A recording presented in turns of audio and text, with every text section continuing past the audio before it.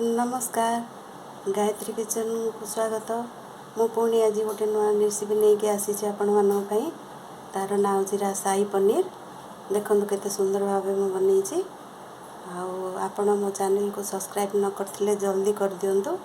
वीडियोटी को लास्ट बंद देखंतु आ शेयर करंतु कमेंट करंतु केमती होची आ ए रेसिपीटी केमती होची चलंतु देखिबा। देखु ये मु 300 ग्राम छेना नहीं एबे गैस लगेगा कड़ाई बसेगा। कड़ाई गरम हो गले प्रथमे तेल दबा।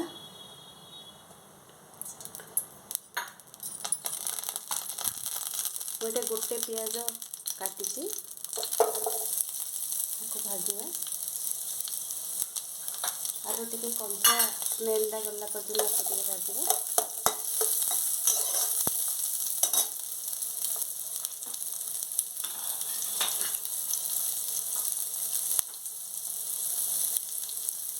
एथिरे गोटे रसुणर कोला छड़े रखी आपको देदेव। ये छोट अदा खंडे छोट छोट काटी आपको देदेव।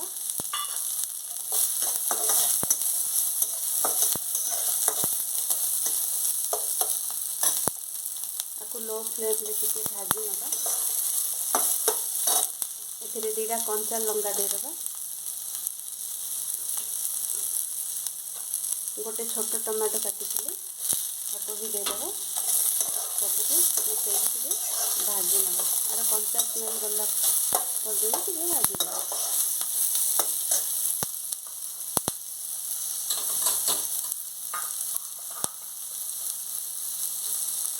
एथिरे मु 3 चामच गुंड काजू नहीं आपण माने गोटा काजू नहीं पारे।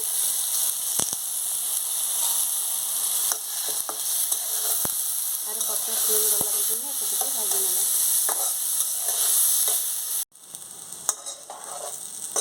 एबे हो जाइए भाजी सब मसला आपको बंद करदे गैस। ये ठंडा हला परे आपको ग्राइंडिंग कर नवा। एबे सब मसला जो भजा होता ठंडा हो जाए आपको ग्राइंडिंग कर नवा। देखो मसला ग्राइंडिंग कर नहीं ग्रेवी को दबा पनीर में। मुझे कड़ाई बसई दी अलरेडी गरम हो जाए से कड़ाईटा ए गोटे चामच घी देदेवा। बटर 2 चामच देदेवा। ये बटर नहीं टिके गरम हो गले ये गोटा मसला देदेवा। पूरा लो फ्लेम रे गरम करेंगे बटर मैंने बटर जली जीव।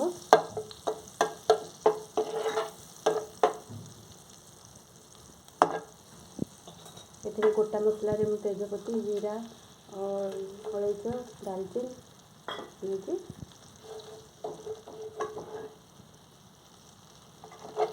भाजी होंगे।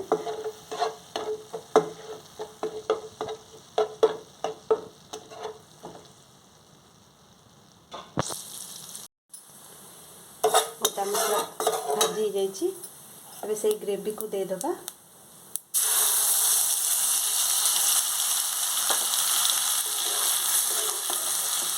आपको लो फ्लेम रे भाजवा मसला को।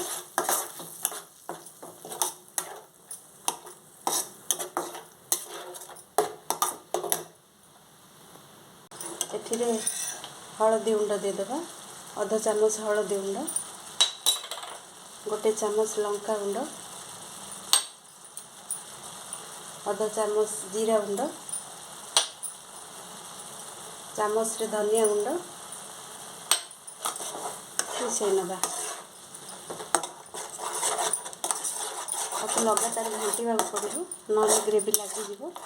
काजू बाटी ना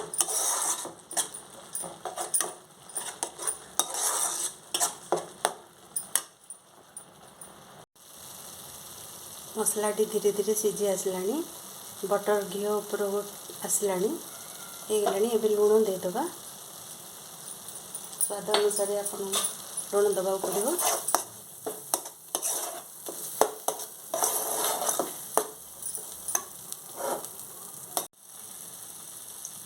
एथिरे मैं पानी दौनी, एथिरे क्षीर दबा कहीं से शाही पनीर बिल्कुल पानी यूज होनी।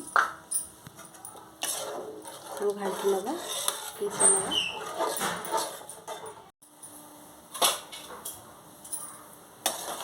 क्षीर मिसी जाइए ग्रेवी रे बढ़िया भाव में ग्रेवी हो जाए। फुटिया को छाड़ीदे ग्रेवी हो जाइए फुटी जाइए। एथर आम पनीर देदेबा कि कंचा पनीर नहीं कंचा पनीर एथिरे दबा भाजबानी।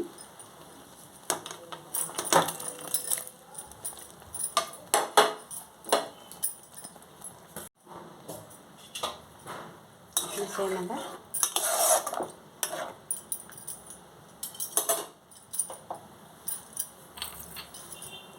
गरम मसला गुंड देदेबा।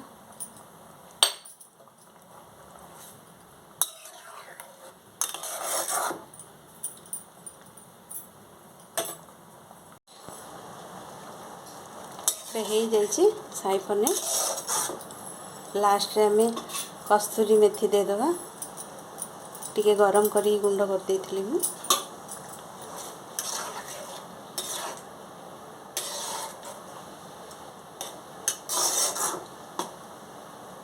गैस बंद करदेबा हो गलानी। आपन जति ग्रेवी दरकार से तबे गैस बंद करदेबा हो जाइए। देखो केते सुंदर भाव में शाही पनीर हो जाइए।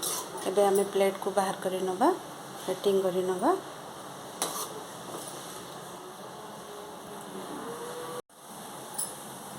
देखो केते सुंदर भाव में हो जाइए शाही पनीर। आको आपण रुटी रे खाई परिबे, चपाती रे खाई परिबे, परोटा रे खाई परिबे, भात रे मध्य खाई परिबे। आपण मो चैनल को सब्सक्राइब न करथिले निश्चय भाव कर दिंतु। आ शेयर करंतु, लाइक करंतु। आको बनेकी निश्चय भाव खातु। रहिली नमस्कार।